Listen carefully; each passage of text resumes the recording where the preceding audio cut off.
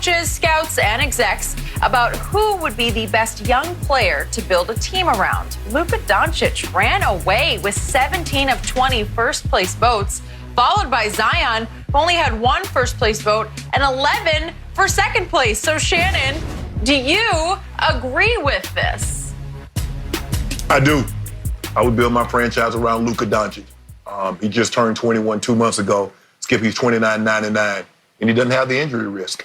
He's a better outside shooter. He can get to the paint. He can shoot the three. Both of those guys I think, can shoot better from the free throw line. But, Skip, I just saw an interview with Zion, and Zion's looked like he picked up some weight during quarantine. And one of the GMs says the injury risk with Zion is always going to be there. It's as simple as that, Skip. And this is the reason why I'm going to take Luka. If you tell me Zion is going to manage his weight for the next 10 years, then I might reconsider. But I just think the risk, because of a man that size and with his explosiveness, I just think the injury risk is too great. So I'm willing to build my team around Luka Doncic. I'm going to get more points. I'm going to get more rebounds. Skip, you talking, he started his career, his first game back. He was 4-4 from the three-point line.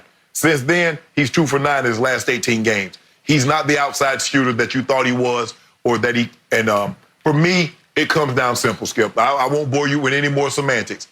The injury risk is too great for me to build my team around Zion if Luka and Ja Morant are options. Okay, you are increasingly harder and harder on Zion about his weight. He's a huge young man. And I saw the same interview, and the whole point of it was Zion was saying he was working harder in quarantine than he did pre-quarantine. And I don't have any problem with his weight. That's just who he's always been. If you want to tell me he's going to be routinely hurt through his NBA career, you got me on that. If you want to say that Luka is more proven at this stage in age, you really got me, because I can't argue with 29, 9, and 9. But they're misleading numbers within 29, 9, and 9. And I'm going to tear them all to pieces. And you dared to say that Luka is a better outside shooter. He's a horrible shooter from 3. Completely, utterly overrated from 3. So far this interrupted season, among 149 qualified three-point shooters in the NBA, Luka, your man, ranks 141st of 149. He's making 31.8% of his three-point shots. And he's not great from the free throw line, 73%. If he's that guy, right, he should be 88 or 90%, especially as a quote-unquote point guard. I love his ability to pass the basketball. It's special. The rest of it, not so much, because when it comes to playing defense, he doesn't. He is a liability on the defensive end. I can't forget that Laker game back on the night of November 1st, when the Lakers said, Kuzma said after the game at Dallas, we were just passing to whoever Luka was covering. And Luka, in defensive win shares per game, ranks 141st. Wow, 141st from 3 and 141st in defensive win shares. That's not very good.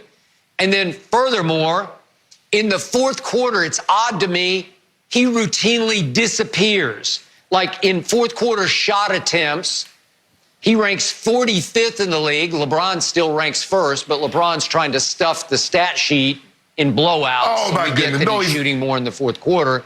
Yeah, but Luka ranks 45th. He just sort of fades away.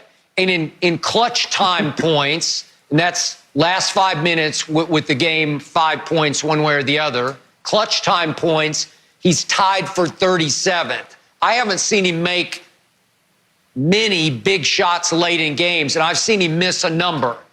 So you pile all that on top of the fact that the book on him so far is just rough him up.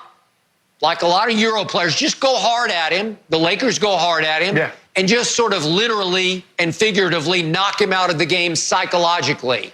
It's almost like bad boy Pistons, just go after him. And that's not a good early book on a guy that you say you'd build your franchise around, while Zion, to me, we've only seen 19 games so far, and he's a force. He's a wrecking ball. Well, hold on. He's going to rough you up. Hold on. He is unguardable in the paint. Let me ask you a question, Skip. Why have we only seen him play 19 games? They played almost 60 games. Why have we only seen him 19? Well, he had a knee scope.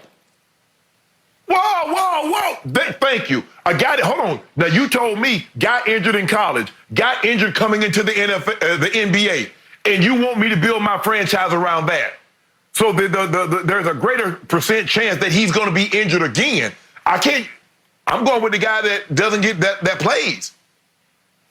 That's what you tell me. That's what you've been telling me all leading up to the draft. Okay, but Tua reportedly had 5 surgeries at Alabama. Zion had no surgeries at Duke. He did hurt his knee, but they just let it heal. And then he needed a scope after the NBA preseason, and he came back fairly quickly from it. And again, if you tell me he just hurt every year, you got me. I don't think that's going to happen. And if it doesn't, you're going to be in big trouble because this kid is special. This kid has the charisma and the it factor to lift and lead a team to a championship. I don't see that yet in Luka. I'm sorry, I just don't. Skip, I'm not arguing whether or not he's special, but as Tua, I believe Tua can change the way he plays. I believe he can get the ball out of his hands quicker. I can believe that he doesn't have to make sure he doesn't take those shots. And he has to learn, Skip, you have to, like in football, you have to learn how to fall. I mean, you just can't fall like you out there in the yard, you know what I'm saying? You have to, because guys are falling on you. And I think those are things. Can Zion change the way he plays? He's an explosive, large man that's going to be required to be explosive on a nightly basis over an extended period of time. How do you change that? That's what he is. That's who he is. So like I said, Skip Bayless, if you tell me, Skip, he's hired one of the best nutritionists in all the world. He has a professional chef that gets his meals and that he's going to drop 30 pounds and he's going to play at this weight for the foreseeable future. Okay, Skip, now you're going to make me rethink this thing. But until I see this over a stretch of time, Luka, Skip, is only going to Skip, the guy's 21. He's running a team. Zion is not running the team.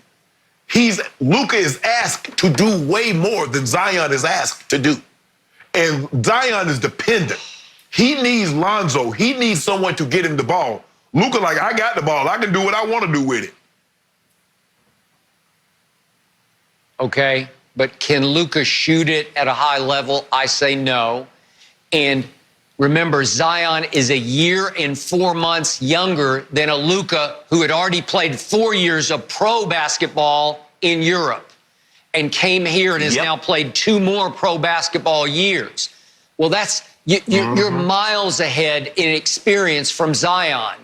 I think you're going to have to sit back, if we ever get back the NBA, and you're going to sit back on a nightly basis and say, whoa, he's getting better and better and better. You saw it in big games at Duke. He rose and he shone. And on opening night with the world watching, he makes his first 4 3-point shots. He has a sweet stroke, and I think he can get better and better from 3 and from the free throw line. All right, guys, I've got a question for you. Is Tom Brady worth 3 times more than Russell Wilson? We'll explain next.